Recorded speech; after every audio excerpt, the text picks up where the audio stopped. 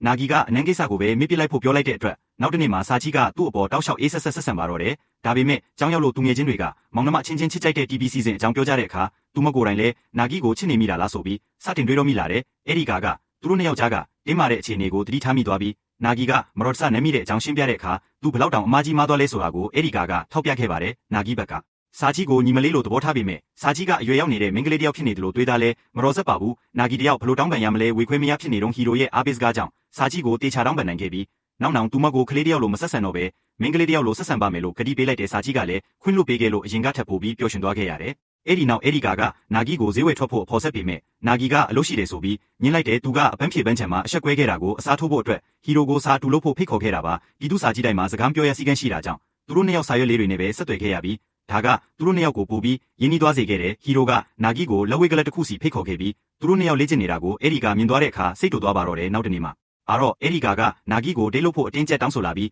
ကားမောင်းထွက်ရင်းနဲ့နာဂီလက်ဝဲထိုးတာကိုသဘောကျလို့လေ့ကျင့်ခန်းလုပ်တာကိုကြိုက်မယ်ထင်လို့ပါလို့ရှင်းပြတယ်အဲ့ဒီကအရင်ကသူဝန်တို့ဖူးတဲ့အတွေ့အကြုံမရှိတာကြောင့်သူဝန်တို့တွေဆိုတာသူ့ကိုသဘောကျလို့ဖြစ်မယ်ဆိုပြီးနာဂီကရှင်းပြရတယ်ဒီစကားကြောင့်အဲ့ဒီကဒေါသထွက်သွားပြီးနင့်ကိုအခုထိသဘောမကျသေးပါဘူးလို့အော်ပြီးထွက်ပြေးသွားခဲ့တယ်အခုထိဆိုရဲစကားလုံးကြောင့်နာဂီခေါင်းရှုပ်သွားပြီးသူကိုယ်တိုင်ရောအဲ့ဒီကကိုသဘောကျနေဗျဤလားဆိုပြီးတွေးမိလာတယ်နာဂီကသူ့မိဘတွေရဲ့စားတောက်ဆိုင်ကိုတွားလေအခါအဖေဖြစ်သူယိုဟေးကအထက်တန်းကျောင်းသားဘဝတုန်းကအမေနာမိစီရေးခဲ့တဲ့ရှက်စရာကောင်းတဲ့ရေးစားစာတွေကိုအမတ်မထင်တွေ့သွားတဲ့ယိုဟေးကအချစ်ဆိုတာလူတွေကိုရှက်စရာကောင်းတဲ့အလုပ်တွေလုပ်မိစေတတ်ပေမဲ့အချစ်စစ်ဆိုရင်တော့တန်ပါတယ်လို့ပြောခဲ့တယ်နာဂီကသူဒီလိုမျိုးမလုပ်နိုင်ဘူးလို့တန်တရားဝင်နေတဲ့အခါယိုဟေးကသူ့နှလုံးသားထဲမှာဘသူရှိလဲဆိုတာကိုပဲခန်းစားကြည့်ဖို့တောင်းဆိုခဲ့တယ်နာဂီကအဲ့ဒီအတိုင်းခန်းစားကြည့်လိုက်တဲ့အခါသူ့နှလုံးသားထဲမှာအဲ့ဒီကဟီရိုနဲ့စာကြီးတို့၃ယောက်စလုံးတန်းတူနေရယူထားတာကိုတွေးလိုက်ရလို့ပိုပြီးတောင်ခေါင်းရှုပ်သွားရပြန်တယ်နောက်ပိုင်းမှာတော့အဲ့ဒီကစီကနေငါလဲနင့်ကိုသဘောမကျသေးပါဘူးဆိုတဲ့စာတို့တစ်ဆောင်ရောက်လာခဲ့တဲ့စာမေးပွဲကာလမှာနာဂီရဲ့ရှုပ်ထွေးနေတဲ့ခံစားချက်တွေကြောင့်သူ့ရဲ့အဆင့်တွေတိတိတသာကျဆင်းသွားပြီးဟီရိုကပထမနေရာကိုရယူသွားချိန်မှာနာဂီကတော့အဆင့်73အထိထိုးကျသွားတဲ့ဟီရိုရဲ့စိတ်ပြတ်သွားတဲ့ပုံစံကနာဂီရဲ့မိမိကိုယ်မယုံကြည်မှုကိုပိုဆိုးသွားစေခဲ့တယ်အဲ့ဒီကတော့စာကြီးကနာဂီရဲ့အမြဲတမ်းဒုတိယရနေကြအဆင့်ကိုတတိပေးမှပဲနာဂီအဆင့်73ရသွားတာကတော်တော်လေးကိုထူးခြားနေမှန်းသိသွားတယ်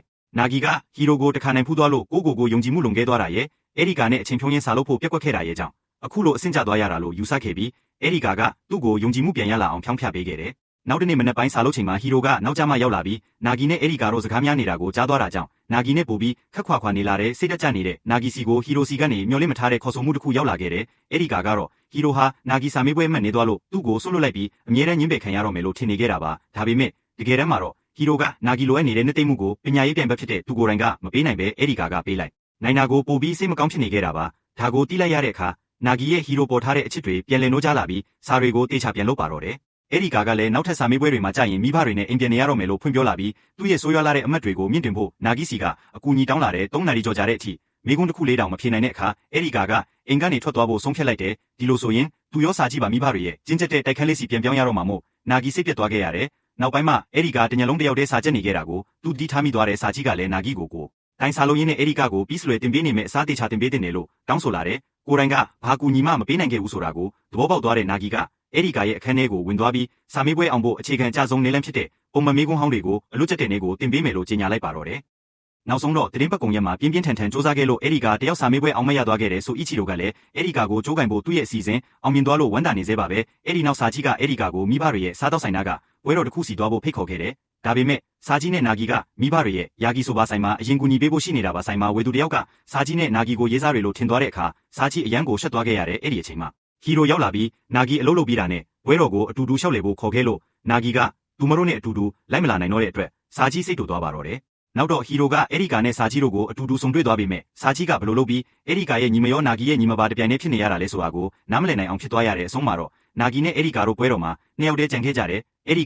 ပရိသတ်တွေရဲ့အာယုံဆိုင်မှုကိုခံရတာကြောင့်နာဂီကမျက်နှာဖုံးတစ်ခုအမြင်ဝေပေးလိုက်တဲ့လမ်းမှာနာဂီကသူငယ်ချင်းတွေနဲ့ရှိနေတဲ့စာကြီးကိုဝင်တိုက်မိပြီးစာကြီးရဲ့သူငယ်ချင်းတွေကသူမကိုအကိုဖြစ်သူပေါ်အဆွဲလန်းကြီးတယ်ဆိုပြီးဆနောက်နေတာကိုကြားသွားခဲ့တဲ့အဲ့ဒီအချိန်မှာပဲအဲ့ဒီသူတို့အိမ်ကိုဖောက်ဝင်ဖို့စူးစမ်းခဲ့ဦးတဲ့ပရိသတ်တွေရဲ့ဝိုင်းအောင်မှုကိုရုတ်တရက်ခံလိုက်ရပြန်တယ်သူတို့ရဲ့တယောက်ကနာဂီနဲ့ပြန်ချဖို့ဆိုပြီးကြွတ်သားတွေတောင်တိဆောက်ထားတာပါပြဿနာမကြီးကျယ်စေချင်တာကြောင့်နာဂီနဲ့အဲ့ဒီတို့ချက်ချင်းထွက်ပြေးခဲ့ကြတယ်အဲ့ဒီဒီနွေရာသီဟာနိုင်ငံခြားမှာမိဘတွေနဲ့အပန်းဖြေခီးထွက်ခဲ့တဲ့နွေရာသီတွေထက်တောင်အကောင်းဆုံးပဲလို့ဆုံးဖြတ်လိုက်တယ်သူတို့နှစ်ယောက်မိရှုမိပန်းတွေကိုအတူတူကြည့်ခဲ့ကြပြီးစာချီရောဟီရိုပါနာဂီနဲ့အတူမကြည့်လိုက်ရတဲ့အတွက်စိတ်မကောင်းဖြစ်ခဲ့ကြရတယ်ဟီရိုကသူတို့စီကိုရောက်လာပြီးစာချီကသူတို့နှစ်ယောက်လုံးရဲ့ညီမလို့ပြောနေကြတယ်အပေါ်သူတို့တွေဘလို့ပတ်သက်နေလဲဆိုတာကိုမေးမြန်းလိုက်တဲ့နာဂီကအပြစ်ရှိတယ်လို့ခံစားရတာကြောင့် သူတို့နှစ်ယောက်မွေးစမှာမာရင်သွားခဲ့ပြီးအခုစစ်ဆက်ထားတဲ့အကြောင်းဟီရိုကိုအမှန်တိုင်းဖွင့်ပြောပြလိုက်တဲ့ဟီရိုကလည်းဒီရှင်းပြချက်ကိုလက်ခံလိုက်ပြီးအဲ့ဒီကတော့သူတို့တွေအခုပိုကောင်းတဲ့သူငယ်ချင်းတွေဖြစ်လာလိမ့်မယ်လို့မျှော်လင့်နေခဲ့တယ်။အဲ့ဒီကစာချီအတွက်လက်ဆောင်ဝယ်ဖို့ပွဲတော်မှာကြံရိတ်ခဲ့ပြီးနာဂီကတော့ဟီရိုကိုအိမ်ပြန်လိုက်ပို့ပေးခဲ့တယ်။ဟီရိုကနာဂီကိုနောက်ထပ်ဘာရှိုးဝက်ချက်မှမထားတော့ဘူးလို့ကတိပေးခိုင်းပြီးနာဂီကလည်းသဘောတူလိုက်တဲ့အဖြစ်ကိုစာချီကမြင်သွားခဲ့တယ်။အခုတော့နာဂီကအရင်ကထက်ပိုပျော်ရွှင်စွာနဲ့အိမ်ပြန်ရောက်လာပြီးစာချီကတော့အဲ့ဒီကိုဟီရိုရဲ့အကြောင်းလိုက်မင်းနေခဲ့တယ်။အဲ့ဒီနဲ့စာချီတို့ကတနေ့လုံးဟီရိုနောက်ကိုခြေရာခံလိုက်ကြည့်ခဲ့ပေမဲ့သူမစီမှာဘာမတင်ကားစရာမှမတွေ့ခဲ့ရပါဘူးစာကြီးကသူမလဲနာဂီတက်နေတဲ့အထက်တန်းကျောင်းကိုပဲတက်မယ်လို့ကြေညာလိုက်ပြီးစာတွေကိုကြိုးစားစားလုပ်ပါတော့တယ်နာဂီကအဲ့ဒီကိုစာကြီးရဲ့အပြုမူတွေထူးဆန်းနေပြီးညီမတယောက်လိုမခံစားရတော့ဘူးလို့ရင်ဖွင့်ခဲ့တယ်စာကြီးကကျောင်းရဲ့ဖွင့်ပွဲနေ့ကိုဟီရိုရဲ့လက်ညှိုးမှုနဲ့အတူတက်ရောက်ခဲ့ပြီးဟီရိုကိုနာဂီနဲ့ပတ်သက်ပြီးဘလို့ထင်လဲလို့မေးလိုက်တဲ့ဟီရိုကသူမမစစ်ဆက်ထားသူရှိတယ်လို့ထပ်ပြောပေမဲ့နာဂီကိုစိတ်ဝင်စားမိတယ်လို့ဝန်ခံလိုက်တယ်သူတို့ဘာပြောနေလဲဆိုတာကြားရအောင်နာဂီပြေးသွားပေမဲ့စာကြီးနဲ့ဟီရိုတို့ကသူငယ်ချင်းတွေဖြစ်သွားတာကိုပဲတွေ့လိုက်ရတယ်အိမ်ရောက်တော့လဲစာကြီးကစာဆက်လုပ်နေပေမဲ့နာဂီကတော့စိတ်ပူနေသေးပါဘာလို့လဲဆိုတော့သူတို့ကျောင်းလက်ခတ်ကြီးတဲ့ကိုပိုင်ကျောင်းဖြစ်ပြီးသူ့တက်ရောက်တဲ့အတွက်တောင်မိဘတွေကရုန်းကန်နေရလို့ပါဒါပေမဲ့မိဘတွေကတော့စာကြီးတာကျောင်းဝင်ခွင့်ရရင်ကျောင်းစရိတ်အတွက်သူတို့ရဲ့စားတောက်ဆိုင်ကိုရောင်းချပြမယ်လို့ဆုံးဖြတ်လိုက်ကြတယ်စာကြီးကဒီလိုဖြစ်မခံနိုင်ဘူးဆိုပြီးစာကြီးနဲ့နမီတို့ကြားမှာအကြီးအကျယ်စကားများကြပါတော့တယ်နာဂီနဲ့ယိုဟေးတို့ကတော့လမ်းပြီးရက်ကြည့်နေရတော့အဲ့ဒီကဝင်သားမှပဲအားလုံးညင်ကြသွားခဲ့တယ်အိမ်ပြန်လမ်းမှာစာကြီးကအဲ့ဒီကိုပထမဆုံးအကြိမ်အမလို့ခေါ်လိုက်ပေမဲ့သူ့ကိုတော့အကိုလို့မခေါ်ခဲ့လို့နာဂီစိတ်မကောင်းဖြစ်သွားရတယ်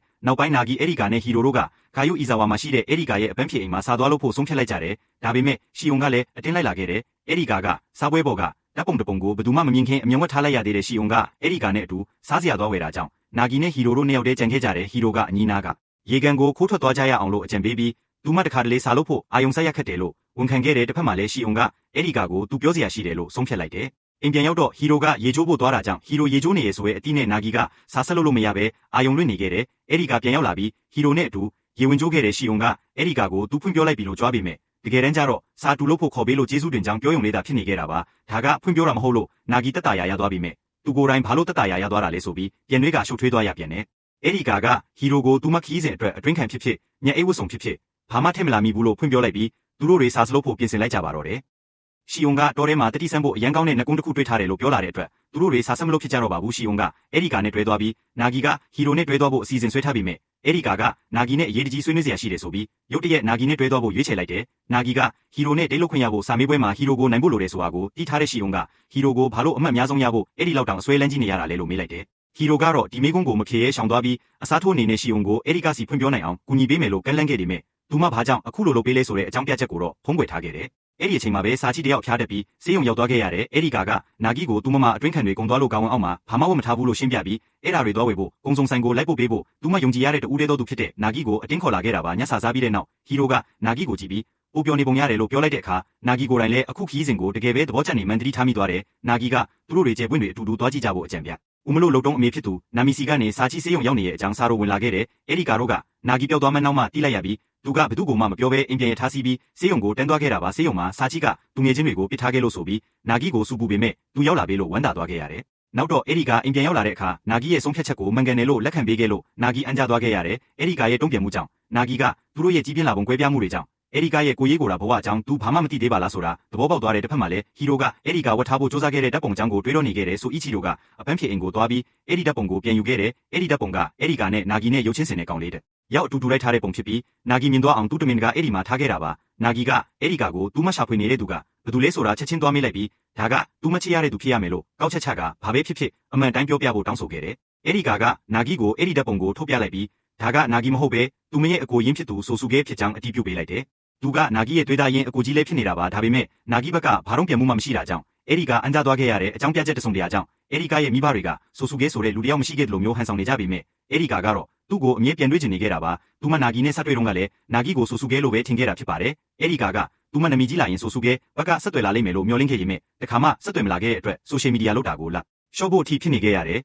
်နာဂီကဆိုစုခဲဆက်သွယ်လာမှာကိုထိုင်ဆောင်မဲ့စားသူတို့နှစ်ယောက်အတူတူလိုက်ရှာကြမယ်လို့ဆုံးဖြတ်လိုက်တယ်နောက်ဆုံးတော့စာချီဆေးရုံကနေအိမ်ပြန်ရောက်လာခဲ့တယ်။နာဂီကအဲ့ဒီနဲ့ပတ်သက်ခဲ့တဲ့မြကိုပြန်နှွေးပြီးသူဟာဆိုစုခဲရဲ့ကိုစားထိုးတက်တာဖြစ်နေမလားဆိုပြီးကိုတန်တရဝင်လာတယ်။ဒါကြောင့်သူကမွေးသမီးခင်ဖခင်ရင်းတွေဖြစ်တဲ့ဆိုအီချီရိုနဲ့ယေစုကိုတို့စီသွားပြီးဆိုစုခဲအကြောင်းအမှန်တရားကိုမေးဖို့ဆုံးဖြတ်လိုက်တဲ့ဆိုအီချီရိုကနာဂီရောက်လာမှာကိုကြိုတင်မျှော်လင့်ထားတဲ့ပုံပါပဲတစ်ဖက်မှာလည်းအဲ့ဒီစာချီကိုဆိုစုခဲအကြောင်းပြောပြလိုက်တဲ့အခါစာချီကအဲ့ဒီမှာညီမလေးတယောက်ရဲ့စိတ်နေစိတ်ထားမျိုးရှိနေတာကိုသဘောပေါက်သွားတယ်ဆိုအီချီရိုကတော့ဆိုစုခဲဆိုတဲ့လူမရှိပါဘူးလို့ဆက်ပြီးညင်းဆိုနေတော့နာဂီတာစာချီနဲ့လက်ထက်လိုက်ရင်ပြဿနာအားလုံးပြေလည်သွားလိမ့်မယ်လို့အကြံပြုလိုက်တာကြောင့်နာဂီအကြီးအကျယ်တုံးလှုပ်သွားခဲ့ရတယ် နာဂီကဆိုဆူကဲအကြောင်းဘာမှမသိလိုက်ရလို့စိတ်ပြက်လက်ပြက်နဲ့အိမ်ပြန်ရောက်လာတဲ့အခါအဲ့ဒီကနဲ့စာကြီးတို့နွေရာသီပိတ်ရက်အတွက်ပြင်ဆင်နေတာကိုတွေ့လိုက်ရတယ်အဲ့ဒီကနာဂီစုံစမ်းရတာမအောင်မြင်ခဲ့တာကိုမအန်တာတို့နာဂီနဲ့စာကြီးတို့နေပညာအရလက်ထပ်လို့ရတယ်ဆိုတာကိုပါသဘောတူခဲ့တယ်ဒါပေမဲ့ဆိုအီချီတို့ရဲ့အတွေ့အခေါ်တိုင်းဆိုရင်အဲ့ဒီကလည်းဆိုဆူကဲနဲ့လက်ထပ်လို့ရတာပဲလို့နာဂီကထောက်ပြလိုက်တဲ့အခါသူမတိတ်ဆိတ်သွားခဲ့ရတယ်အဲ့ဒီနောက်မှာတော့ဟီရိုကမျောလင့်မထားပဲနာဂီကိုဆက်ပြီးစီးရင်တိတ်လို့ဖို့ဒုတိယအကြိမ်ဖိတ်ခေါ်ခဲ့ပြန်တယ်သူတို့မထွက်ခွာခင်မှာဟီရိုကလန်ခီမှာအနည်းဆုံးနဲ့အဝေးဆုံးຢာကဘာလဲဆိုရဲဖေးဒီတစ်ခုကိုမေးခဲ့တယ်နာဂီကဆိုအီချီတို့ရဲ့ရှုပ်ထွေးပြီးစိတ်ပျက်စရာကောင်းတဲ့အပြုအမူတွေကိုတွေးတော့နေမိရင်းနဲ့ကန်းချေတစ်ခုကိုရောက်လာခဲ့ကြတယ်ကန်းချေမှာဟီရိုကအဲ့ဒီဖေးဒီရဲ့အဖြေကမိသားစုဖြစ်ကြောင်းဖွင့်ပြောပြလိုက်တယ်နာဂီကဆိုအီချီတို့ကြောင့်စိတ်ရှုပ်နေရတဲ့အကြောင်းဝန်ခံခဲ့တယ်လို့ဟီရိုကလည်းသူမအမြန်ဆုံးလူကြီးတယောက်ဖြစ်ချင်နေပြီလို့ဖွင့်ဟခဲ့ပေမဲ့ဘာကြောင့်လဲဆိုတာကိုတော့မရှင်းပြခဲ့ပါဘူးတစ်ဖက်မှာလည်းစာကြီးကဆိုအီချီတို့နဲ့ညစာအတူတူစားနေတော့သူကစာကြီးကိုနာဂီနဲ့လက်ထပ်ဖို့ဆန္ဒရှိရလားလို့တိုက်ရိုက်ကြီးမေးလိုက်ပြန်တယ်အိမ်ပြန်ရောက်လာတဲ့အခါစာကြီးကနာဂီအပေါ်တဖြည်းဖြည်းခက်ခွာခွာဆက်ဆံလာတာကြောင့်နာဂီစိတ်ပူလာခဲ့ရတယ်နာဂီကအကူကြီးတယောက်လိုလာလို့ပြတိုင်းစာကြီးကပိုပြီးစိတ်တူလာပြီးနောက်ဆုံးစိတ်မရှိတော့တဲ့အဆုံးမှာတော့စာကြီးကနာဂီကိုတကယ်လို့သူဘက်ကသာလက်ထပ်ခွင့်တောင်းရင်လက်ထပ်မလားလို့မေးလိုက်ပါတယ်နာဂီကမောင်နှမတွေမို့လို့မဖြစ်နိုင်ဘူးလို့ညင်းလိုက်တဲ့အခါစာကြီးကနောက်ပြောင်းလိုက်တာပါဆိုပြီးဟန်ဆောင်လိုက်ရရှာတယ်နောက်တော့နာဂီရဲ့နှစ်ကုံရလက်ထွက်လာပြီးအစင်စေသုံးထိခဏတာထိုးကျသွားခဲ့ပေမဲ့အခုတခါမှာတော့ပထမနေရာကိုပြန်လည်ရရှိသွားခဲ့တယ်နာဂီကဟီရိုနဲ့တွေ့ရတော့မယ်လို့မျှော်လင့်နေပေမဲ့ဟီရိုကစစ်ဆက်ထားသူရှိနေသေးတာကြောင့်သူ့ကိုထက်ပြီးညင်းပယ်ခဲ့ပြန်တယ်ဒါပေမဲ့သူမအနေနဲ့အဲ့ဒီစစ်ဆက်ထားသူနေရာမှာနာဂီတာဖြစ်စေချင်တယ်လို့ဝန်ခံခဲ့ပါတယ်ဟီရိုဘာကိုဆိုလိုတာလဲဆိုတာရှာဖွေဖို့အတွက်အဲ့ဒီကအားလုံးကိုသူမရဲ့ကန်းချေအိမ်စီဖိတ်ခေါ်ခဲ့တယ်အဲ့ဒီကသူတို့တူနေတာကိုဟီရိုမသိစေရဘူးလို့ဆုံးဖြတ်ထားပေမဲ့အိမ်ပြန်ရောက်တဲ့အခါစာကြီးကဟီရိုကိုစာလုပ်ဖို့အင်ခေါ်ထားတာနဲ့တိတ်တို့ပါတော့တယ်တကယ်တော့ဟီရိုကသူတို့တူနေတာကိုရိပ်မိနေတာကြပြီမို့လုံးဝမအန်ကြားခဲ့ပါဘူးကန်းချေရောက်တော့နာဂီကဟီရိုကိုဘာလို့အမှန်တိုင်းပြောပြလိုက်တာလဲလို့စာကြီးကိုမေးတဲ့အခါစာကြီးကဟီရိုအိမ်ကိုမကြအခဏလာပြီးစာပြပေးလို့ရအောင်ပြောပြလိုက်တာမို့နာဂီအနေနဲ့ဟီရိုကိုပိုတွေ့ရမှာဖြစ်လို့ညင်းညူဖို့ပြန်ပြောခဲ့တယ်နာဂီဝေခွဲမရဖြစ်နေတော့အဲ့ဒီကဒီကိစ္စတွေအားလုံးဆိုအီချီတို့ကြောင့်ဖြစ်မယ်လို့တန်တရာဝင်ပြီးဟီရိုနဲ့စကားပြောပေးဖို့ကန့်လန့်ခဲ့တယ်။နာဂီကဟီရိုကိုလိန်ညာခဲ့မိလို့တောင်းပန်တဲ့အခါဟီရိုကစိတ်မဆိုးပေမဲ့နာဂီကအဲ့ဒီကနဲ့အတူနေရင်ပျော်ပါနေခဲ့တဲ့အပေါ်ကိုတော့စိတ်ကောက်နေပုံရတယ်။သူမကနာဂီကိုခွင့်လွှတ်ပေးခဲ့ပြီးစာကြီးကနာဂီအပေါ်စိတ်ဝင်စားနေရလို့ဖွင့်ပြောလိုက်တဲ့အခါနာဂီမယုံနိုင်အောင်ဖြစ်သွားရတယ်။အဲ့ဒီကလည်းဟီရိုတယောက်နာဂီကိုချစ်နေပြီလို့ယူဆထားပေမဲ့စာကြီးကတော့တန်တရာဝင်နေသေးပါ။နာဂီကစာကြီးကိုသူ့အပေါ်စိတ်ဝင်စားနေတာလားလို့တိုက်ရိုက်ကြီးမေးလိုက်တဲ့အခါစာကြီးကသူ့ကိုအဆက်ခွဲလို့ဆိုပြီးအပြစ်ပေးခဲ့ရင်မဲ့အဲ့ဒီအချက်ကိုညှင်းဆိုခြင်းတော့မလုပ်ခဲ့ပါဘူးစာကြီးကဟီရိုကိုနာဂီစီအဲ့လိုပြောလိုက်လို့စိတ်ဆိုးနေတယ်လို့ဆိုအီချီတို့ပြောခဲ့တဲ့စကားတွေကြောင့်လည်းစိတ်ရှုံနေခဲ့ရတယ်ညပိုင်းမှာနာဂီကအဲ့ဒီကရဲ့အပြင်ဘက်ရေပူစမ်းမှာကိုလုံးကြီးရေချိုးနေတော့အဲ့ဒီကရုတ်တရက်ဝင်လာလို့လန်သွားခဲ့ရတယ်နာဂီကသူ့ကိုလာမြုပ်ဆွဲတယ်လို့ထင်နေပေမဲ့အဲ့ဒီကဘီကီနီဝတ်ထားမှနောက်ကျမှတီးလိုက်ရတယ်နောက်တော့အဲ့ဒီကအိမ်မှာကုတင်နှလုံးပဲရှိလို့မဲနိုင်ရမှာစာကြီးနဲ့နာဂီတို့တခန်းနဲ့အတူအိပ်ရမယ်လို့ပြောလာတယ်အဲ့ဒီကဟီရိုရဲ့စစ်ဆက်ထားသူအကြောင်းမေးတဲ့အခါဟီရိုကတခါမှမတွေ့ဘူးသေးကြောင်းဝန်ခံခဲ့တယ်ဟီရိုကအဲ့ဒီကိုနာဂီနဲ့လက်ထပ်ခွင့်ပေးမလားလို့မေးပေမဲ့အဲ့ဒီကမဖြေခင်မှာပဲအိပ်ပျော်သွားခဲ့တယ်နာဂီကစာကြီးနဲ့အနီးကပ်အိပ်ရလို့အိမ်မပျော်တာကြောင့်အပြင်ထွက်လာရင်အဲ့ဒီနဲ့ဆုံခဲ့တယ်အဲ့ဒီကသူမနဲ့ဆိုစုခဲတို့နွေရာသီတိုင်းဒီကန်းချေအိမ်ကိုလာလိရှိတာကိုတတိယသွားပြီးဂိမ်းဆက်ထဲကတက်တေတွေရဆိုစုခဲဟာလွန်ခဲ့တဲ့3ရက်ကတင်ဒီအိမ်မှာရှိနေခဲ့မှန်းတွေ့လိုက်ရတယ်ဆိုစုခဲအနီးနားကမြို့ရဲမှာရှိနေဦးမလားဆိုတဲ့မျှော်လင့်ချက်နဲ့နာဂီအပြေးလွှားသွားရှာခဲ့တယ်အဲ့ဒီကတော့နှစ်ပေါင်းများစွာရှာဖွေခဲ့ပြီးမှရုတ်တရက်ကြီးပြန်ဆောင်ရမှာကိုကြောက်နေပြီးဘာပြောရမှမသိဖြစ်နေတာကြောင့်နာဂီကဘေးကနေပံ့ပိုးပေးမယ်လို့ကတိပေးခဲ့တယ်တနေ့လုံးလိုက်ရှာပေမဲ့မြို့ရဲကဘယ်သူမှဆိုစုခဲကိုမသိတာကြောင့်သူထွက်ခွာသွားပြီလို့အဲ့ဒီကယူဆလိုက်ရပေမဲ့နာဂီရဲ့အကူအညီကိုတော့ကျေးဇူးတင်နေခဲ့တယ်အပြန်လမ်းမှာဟီရိုကအဲ့ဒီကတော့နဲ့ခွဲပြီးနာဂီနဲ့နှစ်ယောက်တည်းအနီးနားကနက်ကွန်တစ်ခုစီထားစီပြီးတစိတ်တုံးသွားစုမယ်လို့ကြေညာလိုက်တယ်အဲ့ဒီကစာကြီးကိုဟီရိုတယောက်နာဂီကိုလက်ထက်ချင်နေတဲ့အကြောင်းဖွင့်ပြောပြလိုက်တယ်ကန်ဆိုးစွာနဲ့ယထာခီးစဉ်ဖြတ်သိမ်းလိုက်လို့နာဂီနဲ့ဟီရိုတို့လမ်းမှာတောင်းတင်သွားခဲ့ရတယ်။နာဂီကဟီရိုနဲ့အတူတညအိတ်တဲခွေရတော့မယ်လို့စာပို့လာတဲ့အခါအဲ့ဒီနဲ့စာကြီးတို့လက်ဖြတ်သွားကြတယ်။ဟိုတွေခန်းရဖို့အတွက်ဟီရိုနဲ့လင်မယားတွေပါလို့လင်ပြောခဲ့ရလို့နာဂီအတော်လေးနေရခက်နေခဲ့ရတယ်။နာဂီကကျမ်းပြင်ပေါ်မှာပဲအိပ်ပါမယ်လို့ကတိပေးပေမဲ့ဟီရိုကသူမရဲ့ရေချိုးစုံနဲ့ခလုတ်တိုက်လိုက်ရကနေနှစ်ယောက်သားကုတင်ပေါ်အတူတူလဲကျသွားခဲ့ကြတယ်။နာဂီပြန်ထပ်ဖို့လုပ်ပေမဲ့ဟီရိုကလိန်ပြီးအခန်းယူထားပြီးမှတော့နောက်ထပ်မကောင်းတာတစ်ခုထပ်လို့လဲဘာဖြစ်လဲလို့ပြောလာတယ်ဟီရိုကသူမအနေနဲ့အမြဲတမ်းပြီးစုံတဲ့ចောင်းသူဖြစ်နေရတာညီငွေလို့တစ်ခါလောက်စိုးသွင်းကြည့်ချင်တာကြောင့်အရက်ဝယ်တောက်ကြရအောင်လို့အကြံပြုလာလို့နာဂီရှက်ကိုရှက်ကန်းဖြစ်သွားရတယ်။အဲ့ဒီအချိန်မှာရဲတွေရုတ်တရက်ရောက်လာတာကြောင့်အသက်ရွယ်လိမ်မှုနဲ့ကြောင်းထုတ်ခံရမလားဆိုပြီးနာဂီပြာရခတ်သွားခဲ့ရတယ်။တကယ်တော့ဒါကသူတို့ကိုလာကြိုဖို့တက္ကစီညားလာတဲ့အဲ့ဒီနဲ့စာကြီးတို့ရဲ့နောက်ပြောင်းမှုသာဖြစ်နေခဲ့တာပါ။အဲ့ဒီအချိန်မှာနာဂီကအဝတ်စားလဲရင်တပိုင်းတစကိုလုံးကြီးဖြစ်နေတာကြောင့်ဘာတွေဖြစ်ခဲ့လဲဆိုပြီးအဲ့ဒီနဲ့စာကြီးတို့ရဲ့အစစ်စိတ်ခံအဖြစ်ပေးခြင်းကိုခံလိုက်ရတဲ့ဟီရိုကတော့အိမ်ပြန်လန်းတစ်လျှောက်ဝေဝါးဖြေတွေပဲပေးပြီးဆနောက်နေခဲ့တယ်။နောက်ပိုင်းမှာနာဂီစာကြီးနဲ့အဲ့ဒီတို့ယိုဟေးရဲ့မွေးနေ့ပွဲကိုဖိတ်ကြားခံရတယ်။အဲ့ဒီယိုဟေးရဲ့မွေးနေ့တပ်ပုံဟောင်းတွေကိုကြည့်ရင်းနဲ့ဆံပင်ကိုဤအောင်နဲ့မင်းကလေးငယ်တယောက်ရဲ့ပုံကိုတွေ့သွားခဲ့တယ်။နာမီနဲ့ယိုဟေးတို့ကသူတို့ရဲ့ကလေးတွေအားလုံးအတူတူရှိနေစေဖို့နာဂီနဲ့အဲ့ဒီကိုလက်ထပ်ပေးချင်ခဲ့တာဖြစ်ပြီးအခုတော့အဲ့ဒီကိစ္စကိုစိတ်မပူတော့ဘူးလို့ဖွင့်ပြောလာတယ်။ဒါကြောင့်နာဂီနဲ့အဲ့ဒီတို့ကြားမှာစစ်ဆက်ထားဖို့အကြောင်းပြချက်မရှိတော့မှန်းသိလိုက်ကြရတယ်။နောက်တစ်နေ့မှာအဲ့ဒီတယောက်အဖျားတက်သွားခဲ့တဲ့စာကြီးနဲ့ဟီရိုတို့ကပြုစုပေးမယ်လို့ပေမဲ့အဲ့ဒီသူတို့ကိုပြန်လွတ်လိုက်တယ်။နာဂီဝင်ကြည့်လိုက်တော့မှအဲ့ဒီစာကြီးနဲ့ဟီရိုတို့ရေးကိုတွေးပြီးစိတ်ပူလုံးလို့လူပင်ပန်းပြီးဖျားသွားတာမှန်းသိလိုက်ရတယ်။အဲ့ဒီနာဂီကိုသူမအကြောင်းဘာလို့အဲ့လောက်သိနေရတာလဲလို့မေးတော့ နာဂီကသူမကသူ့ရဲ့စစ်ဆက်ထားသူမို့လို့ပါလို့ဖြေလိုက်တယ်ဒါကိုချောင်းနှထောင်နေတဲ့စာကြီးနဲ့ဟီရိုတို့ကြားသွားပြီးအဲ့ဒီကနာဂီနဲ့အမြဲတမ်းအနီးဆုံးဖြစ်နေမှာပါလားဆိုတာသဘောပေါက်သွားလို့ဟီရိုတယောက်အတော်လေးစိတ်မကောင်းဖြစ်သွားရရှာတယ်ယိုဟေးကအဲ့ဒီကပါဝင်တဲ့သူ့ရဲ့မွေးနေ့ဓာတ်ပုံကိုသူတို့စီအမြဲပို့ပေးလိမ့်ရှိပြီးအဲ့ဒီကတနေ့နေ့မှာနာဂီတို့လိုမိသားစုမျိုးပိုင်ဆိုင်ရမလားလို့တွေးနေတော့နာဂီကဘာမဆိုဖြစ်နိုင်ပါတယ်လို့အရေးမြတ်ပြောခဲ့တယ်စာကြီးကဆိုအီချီရိုနဲ့တိတ်ဆိတ်ထပ်မံတွေ့ဆုံခဲ့ပြီးသူကတော့နာဂီနဲ့အဲ့ဒီကတော့လက်ထပ်ဖို့လမ်းကြောင်းမှန်ပေါ်ရောက်နေတာကိုသဘောကျနေပေမဲ့သူတို့ရဲ့ကိုယ်ပိုင်ရွေးချယ်မှုပဲဖြစ်စေချင်နေတဲ့တစ်ဖက်မှာတော့အဲ့ဒီကနဲ့နာဂီတို့ကအိမ်မှုကိစ္စတွေနဲ့ပတ်သက်ပြီးပြန်လည်ရင်းခုန်ကြရင်ဒီလောက်စိတ်အနှောက်အယှက်ပေးတတ်တဲ့သူနဲ့စိတ်ဆက်ထားရတဲ့အပေါ်နှစ်ယောက်လုံးစိတ်ပြက်လက်ပြက်ဖြစ်နေကြပါတော့တယ်